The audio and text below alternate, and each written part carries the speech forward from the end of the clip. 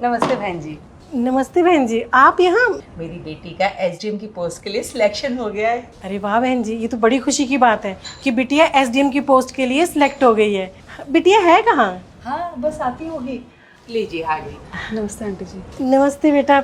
बेटा मैंने सुना कि तुम एसडीएम की पोस्ट के लिए सिलेक्ट हो गई हो।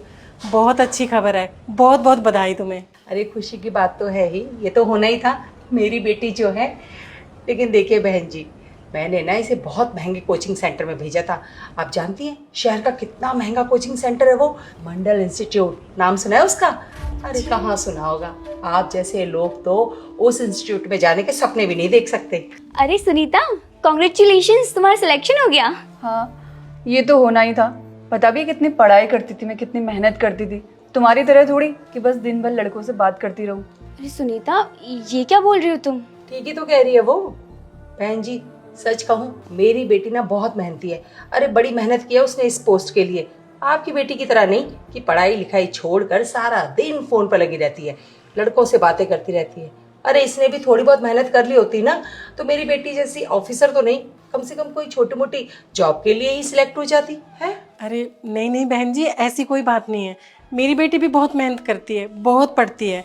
जल्दी इसका रिजल्ट भी आने वाला है। बस बस बहन जी रहने दीजिए, खूब जानती हूँ मैं कि क्या रिजल्ट आने वाला है इसका।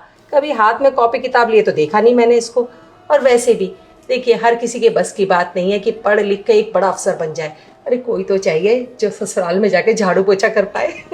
आंटी, अगर आपने मुझे पढ़ते हुए नहीं देखा है ना, तो इसका मतलब ये नहीं कि मैं पढ़ाई नहीं करती हूँ। देख रही है बहन जी, अरे यही संस्कार दिए हैं आपने अपनी बेटी को, कैसे बड़ों के सामने जुबान चला रही है। थोड़े बहुत संस्कार दे दिए होते ना इसको तो इसके हाल ऐसे ना होते।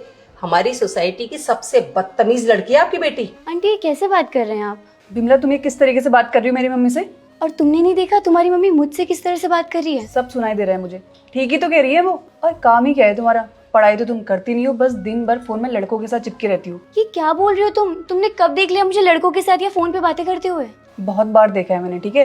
और ज्यादा ना ये सती सावित्री बनने की कोशिश मत करो मेरे सामने। तुम लोग लड़ना बंद करो। बहन जी, मेरी बेटी लड़ नहीं रही है, इसको सच्चाई बता रही है। और सच्चाई सुन के आपकी बेटी को जलन हो रही है, उसमें हम कुछ नहीं कर सकते। नहीं नहीं आंटी, मैं नहीं जल रही आपकी बेटी से। मैं तो बहुत खुश हूँ इसकी तरक्की से। दिख रहा है कितने खुश हो तुम। और वैसे भी पड़ोसी तो जलते ही हैं आपस में, और तुम भी मुझसे जली रही होगी। नहीं नहीं बेटा, हमें तुमसे कोई जलन नहीं है, बल्कि हम तो बहुत खुश हैं क्योंकि हम तो चाहते हैं कि हर बच्चा आगे बढ़े, अपने माँ बाप का नाम रोशन करे, समाज का नाम रोशन करे। बस बस रहने दीजिए बहन जी, हमें दिख रहा है कि कितना खुश हो रहे हैं आप लोग।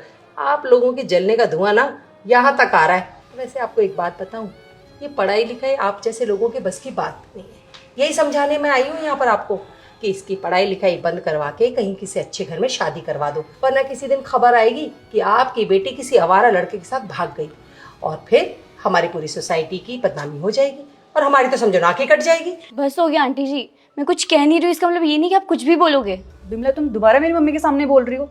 तुम्हें पता भी है एसडीएम बन चुकी हूँ मैं। अगर मैं चाहूँ 2 मिनट में तुम्हें जेल में डलवा सकती हूँ। और ज्यादा जुबान लड़ाने की जरूरत नहीं है कोई। अरे बेटा लड़ना बंद करो। अरे आज तो खुशी का दिन है ना, सब मिलकर प्यार से इस दिन को मनाते हैं। वैसे भी पड़ोसी तो परिवार जैसे होते हैं ना। क्या कहा आपने? परिवार? अरे हम ना तुम जैसे गरीबों को मुंह भी नहीं लगाते। तुम्हारी हैसियत हमारे सामने कुछ भी नहीं है। जीरो हो, जीरो तुम लोग। ठीक कह रही मेरी मम्मी, बल्कि तुम लोग जीरो ही नहीं, उससे भी नीचे हो। और तुम लोग क्या सोच रहे हो कि ये मिठाई हम लोग तुम्हारे लिए लेके आए हैं? पता भी है कितनी महंगी मिठाई है ये मिठाई तो हम लोग सिर्फ तुम्हें दिखाने के लिए लेके आए हैं। अच्छा एक बात और, आज शाम को हमारे घर पार्टी है तो आप लोग इस पार्टी में आने की सोचना भी मत, समझे? मैम बधाई हो, विमला जी ने यूपीएससी के एग्जाम में टॉप किया है और इन्होंने 11वीं रैंक प्राप्त की है। क्या सच में? अरे वाह, हमारी विमला ने यूपीएससी का एग्जाम क्रैक कर लिया। मैं तो पहले से ही जानती थी ये लड़की एक दिन कुछ बड़ा करेगी।